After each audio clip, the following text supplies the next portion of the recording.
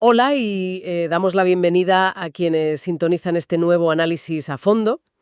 Hoy tenemos por delante una misión que, bueno, a primera vista podría sonar a la pesadilla de cualquier profesional creativo o de operaciones. Ujú, desde nuevo. Vamos a hablar de procedimientos, de regulaciones, de cumplimiento normativo y, en fin, de lo que muchos etiquetan despectivamente como pura burocracia. La temida burocracia, sí. Exacto. Pero el objetivo de hoy es darle la vuelta a esa percepción. Queremos explorar cómo transformar todo ese papeleo y esas reglas en una auténtica superpotencia estratégica. Eso es. Vamos a desentrañar cómo el cumplimiento, lejos de ser un obstáculo que frena la innovación, pues puede llegar a ser la mayor ventaja competitiva de cualquier organización que busque escalar de forma sostenible. Totalmente. Se asocia inmediatamente con lentitud, con cuellos de botella infinitos, con departamentos que no se hablan y con una estructura que asfixia cualquier atisbo de agilidad. Ya, es la visión clásica. Pero sin embargo, cuando se rasga un poco esa superficie y se entiende la verdadera naturaleza de un sistema bien diseñado, se descubre que esos procedimientos son, paradójicamente, la única infraestructura que permite a las organizaciones moverse con rapidez sin romperse en el intento. Efectivamente. Y para guiar este cambio de mentalidad, hoy nos sumergimos en un artículo sumamente detallado que se ha publicado, fíjate, exactamente hoy, 23 de febrero de 2026. Así es. Su autor es Mauricio Rizzari. Y, a ver, cabe destacar el contexto de este autor porque su bagaje es precisamente lo que otorga credibilidad a sus planteamientos. O sea, Rizzari no es el típico teórico de despacho. No, para nada. Ha pasado más de 20 años viviendo en astilleros y a bordo de superyates. Y para quienes nos escuchan, hay que imaginar el nivel de complejidad de ese ecosistema. Un superyate no es solo un barco grande. ¿Qué va? Es una ciudad flotante. Es un entorno de una presión altísima donde convergen mundos completamente opuestos.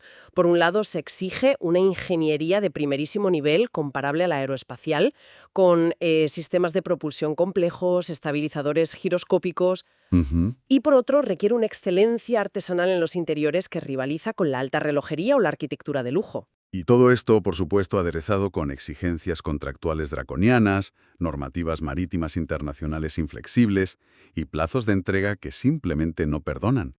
Es un quebradero de cabeza constante. Es un caldo de cultivo donde, si no hay una estructura sólida, el caos está garantizado. Y lo interesante aquí es que la gran lección que extrae Rizzari de esos gigantes del mar no se queda en el astillero, es universalmente aplicable. Esa es la clave. Su tesis central es que la diferencia entre una operación impecable, que entrega un producto de cientos de millones de euros a tiempo, y un desastre inminente que hace aguas por todas partes, pues casi siempre radica en lo que no se ve. Claro. Es decir, en la infraestructura invisible que sostiene el trabajo diario de cientos de personas coordinadas. Y ese es el punto de partida perfecto para este análisis. La intención de hoy es destilar esas grandes ideas nacidas entre diques secos y alta mar para que cualquier profesional, independientemente de su sector, pueda aplicar estos principios en su día a día. Eso es. La meta final es aprender a estructurar el trabajo para que las organizaciones puedan crecer sin que el talento interno termine, aplastado por el desorden, la improvisación constante o la sobrecarga de información. Esa es la clave fundamental de cualquier negocio que pretenda perdurar, escalar sin que el sistema colapse por su propia fricción interna. Ujú. Y para entender cómo evitar ese colapso, Rizzari nos invita a mirar primero hacia adentro, a la propia esencia de cómo trabaja un equipo, mucho antes de preocuparse por las reglas externas. Vale, vamos a desglosar esto. El artículo introduce, en primer lugar, un concepto que denomina la memoria operativa de una organización. Plantea que esta memoria es algo intangible, pero absolutamente vital. Sí. A nivel práctico, ¿cómo se manifiesta exactamente esta memoria y por qué su gestión determina el éxito o el fracaso a largo plazo? Pues a ver, la memoria operativa es, en esencia, un cuerpo estratificado y muy complejo de conocimientos acumulados. No son solo los manuales oficiales, que también. Ya, Son los trucos del oficio, las lecciones aprendidas a base de costosos ensayos y errores, los atajos seguros que ha descubierto, no sé, un técnico veterano. el saber hacer del día a día, ¿no? Exacto. Es esa cultura inherente del cómo hacemos las cosas aquí para que salgan bien. Es el pegamento invisible que logra convertir a un grupo de individuos, por muy talentosos que sean de forma aislada, en un sistema verdaderamente fiable, predecible y repetible. Claro, porque Porque no basta con tener a las mentes más brillantes en nómina. Si no comparten un marco operativo común y estandarizado, el talento individual jamás se traducirá en una eficiencia colectiva real. Claro, el problema que señala el autor y que se ve en multitud de empresas es la extrema fragilidad de este conocimiento cuando se mantiene en la informalidad. Rizzari habla del peligro de lo que en gestión de proyectos a veces se llama el factor autobús. Sí, el famoso factor autobús. ¿Qué ocurre en un astillero cuando el saber hacer crítico sobre, digamos, cómo alinear un eje de transmisión de 50 toneladas solo vive en la cabeza del ingeniero jefe y esa persona se marcha a la competencia o simplemente se jubila? Pues que tienes un problema gravísimo. Todo funciona de maravilla hasta ese preciso instante, o funciona hasta que el astillero asume construir 3 yates a la vez en lugar de uno. Es ahí, al intentar escalar basándose únicamente en el talento individual no documentado, cuando toda la operativa corre el riesgo de desmoronarse. Desde luego, es asumir un riesgo estructural inaceptable. Si la excelencia de un producto final depende exclusivamente de que una persona en concreto tenga un buen día o de que un equipo recuerde de memoria un detalle técnico complejo de hace 2 años, la empresa está jugando a la ruleta rusa. Totalmente. Por eso Rizzari propone redefinir por completo lo que entendemos por los procedimientos operativos estándar, los famosos POE. En su visión, los POE deben dejar de ser esos tomos enciclopédicos y polvorientos que se guardan en un cajón. Que nadie lee nunca. Exacto. Que la plantilla solo ojea cuando se avecina una auditoría externa. Para el autor, los POE son, literalmente, el saber hacer transformado en conocimiento compartido. Esa redefinición es fundamental. Altera el propósito de los procedimientos. Pasan de ser una herramienta de control y vigilancia a ser una herramienta de empoderamiento y transmisión de valor. Y esto nos lleva a la gran pregunta que formula el texto, una cuestión que debería estar en la mente de cualquier comité de dirección. ¿Cómo garantizamos que la calidad del próximo proyecto sea igual, si no superior, al mejor que hemos hecho jamás? Es una pregunta muy incisiva porque ataca la raíz misma de la escalabilidad y la mejora continua. Si volvemos al entorno de un superyate, la presencia o ausencia de esta memoria operativa formalizada marca una diferencia que se puede medir en millones de euros y a veces en vidas humanas. Fíjate, vidas humanas. Sí. Rizzari detalla cómo un buen procedimiento separa a una tripulación que vive en un estado de emergencia perpetua, reaccionando y apagando incendios sobre la marcha, de una tripulación que los previene activamente. Es la frontera clara entre gestionar una empresa basándose en corazonadas o intuiciones frente a una gestión verdaderamente profesional y sistémica. El texto aporta un ejemplo muy ilustrativo sobre el mantenimiento en alta mar. Describe la diferencia abismal entre un mantenimiento puramente reactivo, donde la tripulación se moviliza de madrugada porque una bomba de refrigeración ha fallado y está inundando un compartimento, Un escenario de pesadilla. literalmente, frente a un mantenimiento programado dictado por un procedimiento estricto.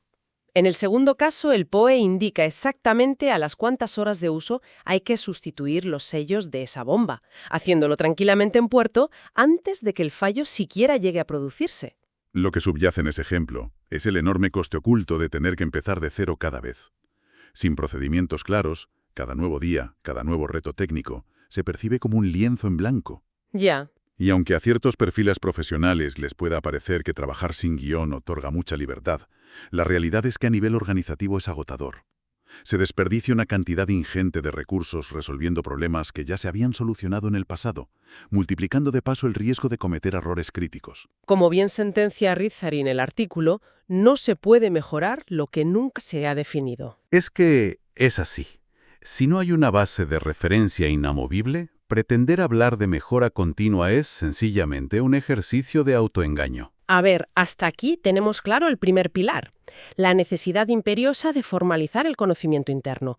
Pero ninguna organización, por muy buenos procedimientos que tenga, opera en el vacío.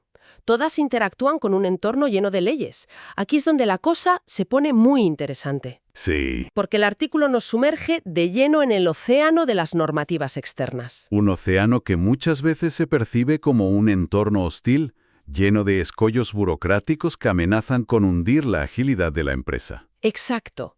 Pensemos en las regulaciones de clasificación naval, las estrictas leyes de seguridad y salud laboral, los códigos medioambientales internacionales que rigen las emisiones o el tratamiento de aguas, además de, por supuesto, las obligaciones fiscales y contractuales estándar. Una barbaridad de papeleo. La inmensa mayoría de los equipos percibe todo este marco regulatorio como el enemigo natural de la velocidad. se ve como una barrera impuesta desde fuera. Pero el autor es tajante al afirmar que considerar estas normas como un mero error de cálculo monumental. Es un error de cálculo que nace de una incomprensión total de cómo funciona la innovación sostenible. Para deconstruir este mito, Rizzari introduce dos conceptos teóricos sumamente potentes en su análisis. A ver, El primero de ellos es la coelibertad. Suena un término académico denso, pero en realidad describe una idea muy práctica: la intersección entre la cooperación colectiva y la libertad de acción, pero siempre dentro de unas restricciones pactadas. La Coelibertes sostiene que la verdadera libertad y agilidad de un equipo de trabajo no surge de la anarquía o de la ausencia total de reglas. Al contrario, la libertad para actuar con rapidez y tomar decisiones audaces solo existe cuando todo el mundo comprende, respeta y opera dentro de un marco común de reglas irrenunciables. fíjate que esto choca frontalmente con cierta cultura empresarial contemporánea que glorifica el saltarse las normas para moverse rápido y romper cosas. Rizzari parece argumentar que, en industrias de alta complejidad, moverte rápido e ignorar las reglas no te hace un genio disruptivo, te hace un peligro. Totalmente. Y eso enlaza con su segundo concepto, la obsolescencia inevitable. Cuéntanos sobre eso. Pues Rizzari argumenta que tratar de bordear las regulaciones externas bajo la excusa de adoptar filosofías de gestión más ágiles o lean es un espejismo. A corto plazo puede parecer que la empresa avanza más rápido, pero estratégicamente es un suicidio. Claro, el riesgo es altísimo. Ignorar las restricciones normativas expone a la organización a riesgos legales masivos, a sanciones paralizantes, a accidentes laborales graves y a un daño reputacional del que es muy difícil recuperarse. Quien decide operar sistemáticamente al margen de la norma está firmando su propia sentencia de irrelevancia y obsolescencia en el mercado a medio plazo. Es que no hay atajos que valgan a ese nivel. Exacto. Si conectamos esto con el panorama general, la forma más lúcida de visualizar el papel de las normativas es a través de la metáfora del mapa que propone el autor. Esa metáfora es muy buena. Las regulaciones, por estrictas que sean, no son muros de hormigón diseñados para encerrar y asfixiar a la organización.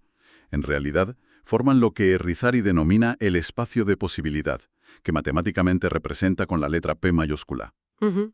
Este espacio de posibilidad define con precisión el perímetro dentro del cual una empresa puede moverse, diseñar, innovar y operar con absoluta confianza y credibilidad ante terceros. Esa metáfora del espacio de posibilidad es reveladora, porque transforma algo inherentemente restrictivo en un terreno de juego claramente delimitado.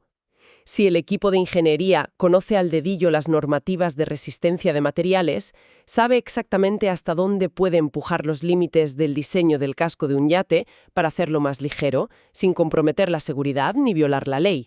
Eso es. Ignorar ese perímetro es como decidir navegar en medio de una tormenta tirando por la borda las cartas de navegación marítima. Puede que durante un rato creas que vas más rápido a mar abierto, pero es cuestión de tiempo que termines encallando violentamente contra un arrecife. Esa es la analogía perfecta. Un marco normativo interiorizado proporciona la red de seguridad imprescindible para poder acelerar a fondo. Piensa en un coche de carreras. A ver, Puede permitirse tomar curvas a velocidades de vértigo porque la pista está delimitada y porque los ingenieros han diseñado unos frenos excepcionales adaptados a las reglas del campeonato. Si le quitas al piloto las barreras de contención y los frenos, bajo la premisa de darle más libertad, esa velocidad se convierte automáticamente en una trampa mortal. el problema surge cuando aterrizamos todo esto en la realidad corporativa del día a día. Nos encontramos con una dicotomía muy marcada. Tenemos, por un lado, los procedimientos internos, los POE, y la memoria operativa que el equipo de producción intenta optimizar. Sí, Y por otro, tenemos estas regulaciones externas y el espacio de posibilidad que acabamos de definir. El gran drama que expone el artículo es que, en la mayoría de las organizaciones complejas, estos dos universos habitan en silos completamente herméticos. Y esa desconexión es la fuente de innumerables ineficiencias. Típicamente tienes al departamento de operaciones en el terreno, ya sea en el astillero o en la fábrica, intentando sacar la producción adelante, cumplir con los plazos y optimizar los recursos. Claro. Y en paralelo, en unas oficinas que a veces están incluso en otra ciudad, tienes al departamento legal o de cumplimiento normativo, cuya única misión parece ser auditar a posteriori y asegurar que no se haya infringido ninguna ley. lo cual genera una dinámica muy tóxica. El equipo de operaciones percibe al departamento de cumplimiento como la policía interna que solo pone trabas. Los malos de la película. Exacto. Y el departamento legal ve a operaciones como un riesgo andante que hay que vigilar de cerca. Trabajar así genera duplicidades absurdas de tareas, zonas grises donde la responsabilidad se diluye y unos costes operativos ocultos que lastran la rentabilidad. ¿Cuál es el planteamiento de Rizari para poner coto a esta disfunción? Su propuesta es lo que él bautiza como la síntesis virtuosa, o el cumplimiento normalizado. La idea central es elegante por su pragmatismo. El cumplimiento no puede ser un parche que se pega al final del proceso productivo. No consiste en terminar de ensamblar un motor y luego llamar a un inspector externo para ver si por casualidad cumple la normativa de emisiones. Tampoco se trata de paralizar la actividad del astillero durante 2 semanas para preparar la documentación a marchas forzadas porque se acerca una auditoría gubernamental. Las típicas prisas de última hora. Exacto. El cumplimiento normalizado requiere incrustar cada restricción legal directamente en el ADN de los procedimientos operativos estandarizados de la empresa. Entiendo. O sea, fusionar el mapa con el manual de instrucciones. Si un operario tiene que realizar un procedimiento de soldadura en una zona confinada del yate, el propio manual de operaciones ya incorpora paso por paso las exigencias de la normativa de ventilación, los equipos de protección individual obligatorios y los protocolos de prevención de riesgos. Eso es. Si el trabajador sigue el procedimiento para hacer bien su trabajo, está cumpliendo la ley simultáneamente. El cumplimiento normativo deja de ser una pesada tarea adicional, se convierte simplemente en el curso natural de los negocios. Lo fascinante aquí es cómo esta síntesis aborda uno de los conceptos más abstractos pero certeros del texto, la deuda entrópica. Rizari toma prestado el concepto de entropía de la termodinámica, esa tendencia natural de cualquier sistema cerrado hacia el desorden y el caos, y lo aplica de manera magistral a la teoría organizacional. Fíjate que usar la termodinámica para explicar el estrés en la oficina tiene todo el sentido del mundo. Cuando un astillero no tiene esos procedimientos claros e integrados, ¿cómo se manifiesta físicamente esa entropía? Se manifiesta en forma de pura fricción y energía desperdiciada, lo que el autor representa como delta S sub det. Una organización en estado de alta entropía invierte miles de horas hombre en corregir desviaciones crónicas. Se rehacen trabajos mal ejecutados porque nadie comprobó la especificación técnica. Clásico. Se envían interminables cadenas de correos electrónicos para intentar aclarar de quién es la responsabilidad de un fallo, y se negocian conflictos constantes con proveedores y reguladores. Esa fricción continua genera una fragilidad estructural alarmante. Toda la energía de la plantilla se disipa en apagar fuegos. Es que es agotador. Frente a esto, la formalización e integración de procesos actúa como un catalizador que canaliza lo que Rizari llama la energía beta de la organización. ¿La energía beta? Sí, la fuerza colectiva, alineada y constructiva, que libre de fricciones innecesarias, impulsa a todo el sistema hacia adelante con una eficacia multiplicada. Entonces, ¿qué significa todo esto cuando intentamos sacarlo de la teoría? Porque hablar de reducir la entropía organizacional y fusionar normativas con procedimientos sobre el papel, pues suena impecable. Sin embargo, la realidad a pie de obra, en un astillero o en una planta industrial, está llena de ruido, grasa, emergencias de última hora, presiones de clientes y proveedores que llegan tarde. Ya, la vida real. Afortunadamente, Rizari no se ha quedado pontificando desde la teoría. Ha canalizado todos estos años de experiencia práctica en el desarrollo de una metodología y una herramienta tecnológica concreta denominada SIRAG. Así es. Y al analizar SIRAG, es crucial desmarcarse de la idea tradicional que tenemos del software corporativo. Muchas empresas creen erróneamente que solucionan su problema de memoria operativa comprando espacio en la nube, subiendo allí cientos de manuales en PDF y olvidándose del asunto. Un disco duro virtual y listo. Exacto, pero eso no es gestionar el conocimiento. Eso es crear un cementerio digital donde los procedimientos van a morir lentamente y a quedar desactualizados. SIRAG, por el contrario, se concibe como un ecosistema vivo y dinámico. A ver, para no caer en un listado técnico, intentemos visualizar cómo opera esto en el terreno. Imaginemos a la jefa de ingeniería a bordo de un yate en construcción que necesita actualizar un complejo sistema hidráulico. Antiguamente tendría que buscar el manual del fabricante por un lado, consultar al oficial de medio ambiente por otro y cruzar los dedos para no infringir ninguna norma marítima reciente. Un trabajo de investigación en sí mismo. Sí, con este nuevo enfoque, al abrir el sistema, ella accede inmediatamente a un saber hacer formalizado y actualizado por toda la organización.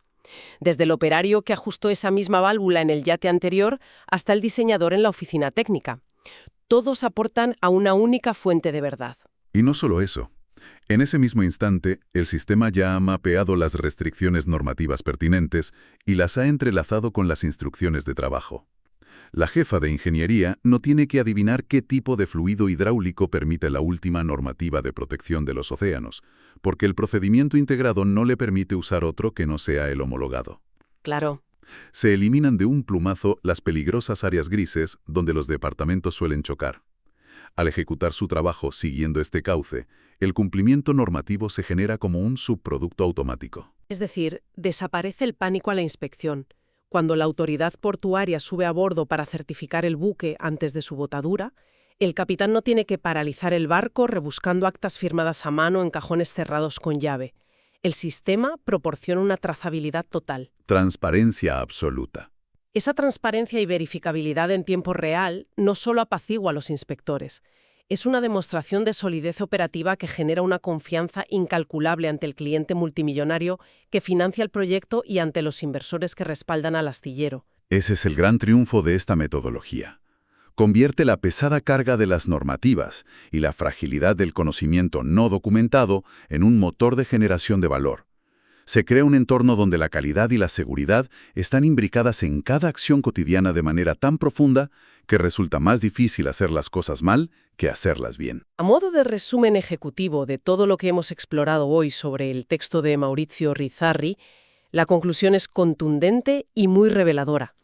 La verdadera excelencia en cualquier ámbito profesional de alta exigencia no reside en lograr un hito extraordinario una sola vez gracias al esfuerzo titánico de un par de empleados brillantes que salvan el día. Exacto. La excelencia real, la que permite que las empresas duren décadas, es la capacidad de hacer las cosas correctas, de la manera correcta, en todo momento y a cualquier escala. Y eso es inviable sin un sistema sólido que democratice el conocimiento interno y que abrace las regulaciones como su propio espacio de posibilidad. Totalmente de acuerdo. Cuando se alcanza este nivel de madurez, el cumplimiento normativo deja definitivamente de ser un peaje burocrático para convertirse en un escudo y en una ventaja estratégica formidable frente a los competidores que siguen improvisando. Esto plantea una pregunta importante para cerrar este análisis, una reflexión que va más allá de los astilleros y la construcción naval. Si hemos visto que el éxito en proyectos colosales y multimillonarios depende inexcusablemente de hacer visible ese conocimiento invisible y de poner coto a la improvisación, cabe preguntarse sobre nuestro propio día a día.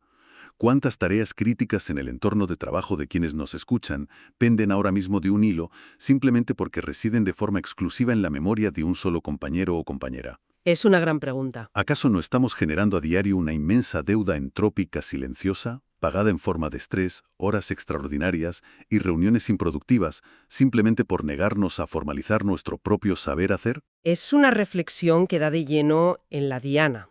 El reto que queda sobre la mesa es monumental, pero necesario.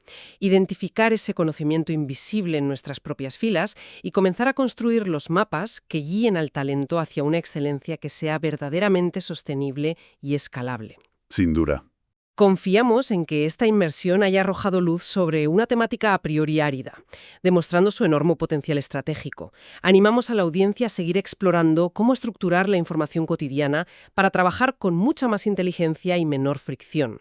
Nos despedimos por hoy y hasta el próximo análisis a fondo.